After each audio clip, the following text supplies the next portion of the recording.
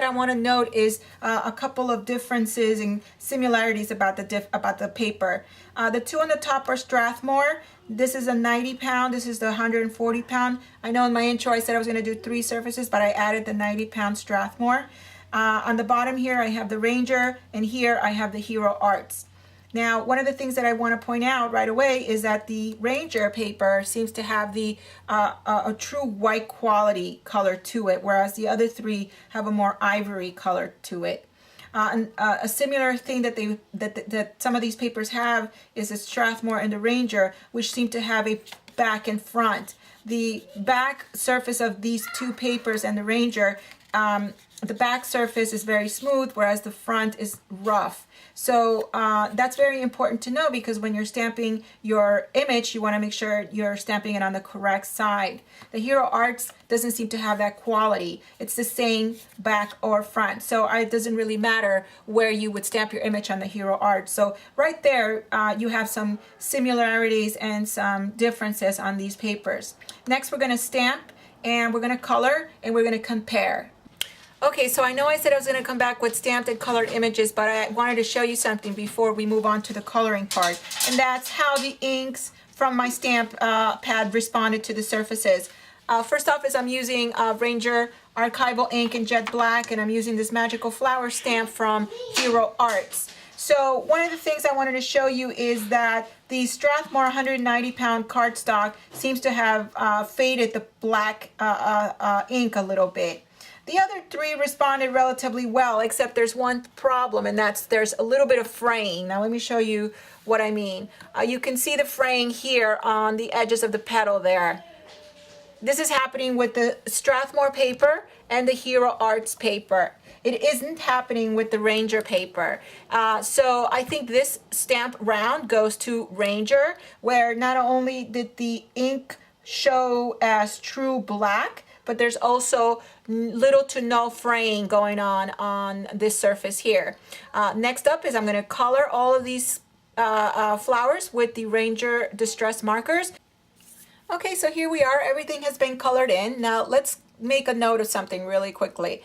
This is not a video about how to blend. This is a video about comparing. The other thing I want to tell you is the colors that I used. The colors for the petals are Wild Honey and Mustard Seed.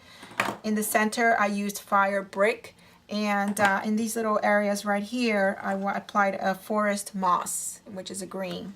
Now, overall, the Strathmore paper seems to have actually saturated these colors a lot. You can see that the colors just look rich and vibrant. The Hero Arts and the Ranger paper seem to have diluted the color a little bit. I felt that the Hero Arts paper would warp too quickly. It started to peel in certain areas, and some of the papers were starting to rub off. So I felt like the Hero Arts just didn't give enough blending time. The Strathmore papers did allow for blending time, but you can see that the colors were absorbed rather too rich in certain areas and too light in others. Now, I'm happy to say that the Ranger paper really held up well. Not only did it maintain the color properties of each color, you can see there's also really good color separation.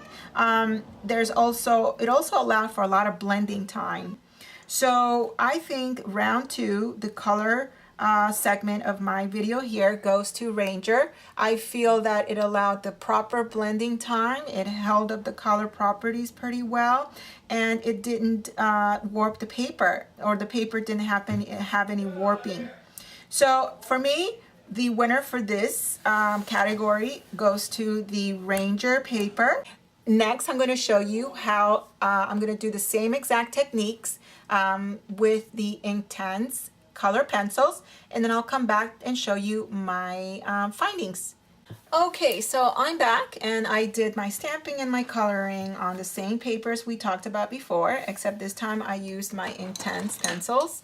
And let me tell you the colors I used. I used the leaf green, the cadmium yellow, the poppy red, and the golden yellow. But let's talk about my findings with the Inktense and these paper. So again, in the same order, I have the Strathmore 90 pound, Strathmore 140 pound, the Ranger paper, and the Hero Arts paper. You can see the obvious results is that the Inktense pencils are very Inktense. They're very rich and saturated. So in my opinion, the Strathmore papers just really intensify the colors. They're very rich, they're very vibrant, and also the same goes for the Ranger paper. Now, the problem was not distortion, it wasn't blending, I didn't have a problem with warping. None of the things that I found happened with the distress markers on these papers.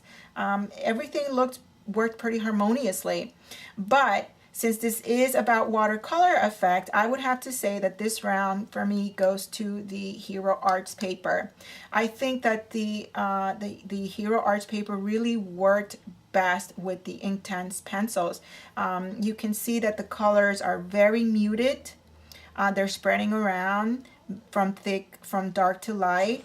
You can see that it's a little diluted, but it's not losing its color properties. You can see the difference between this yellow and that yellow, and the green in the center and the red. But it doesn't look like a very rich, overly saturated color. So I would have to say that the round for the Inktense pencils is going to the Hero Arts papers. So to sum it up, I think that in round one, the Ranger paper with the distress markers did the best effect. It created the most watercolor appearance. It still held the color integrity of the marker, and it gives me the best results. Also, remember, I think I said that the blending time was longer, and so that was there was also less paper warping. Now, the Hero Arts paper is the winner for the second round with the Inktense pencils. It did the same thing. It kept its color integrity, meaning these colors are separated. There was no warping. There was a lot of blending time, and the effect is more like a watercolor technique than all the other papers. So that's it for now. I hope that was helpful. Please stay tuned for more videos through more Craft Time Tuesday throughout the next few weeks. Leave me any comments or questions that you might have. Thanks for stopping by, and I'll see you next time. Ciao.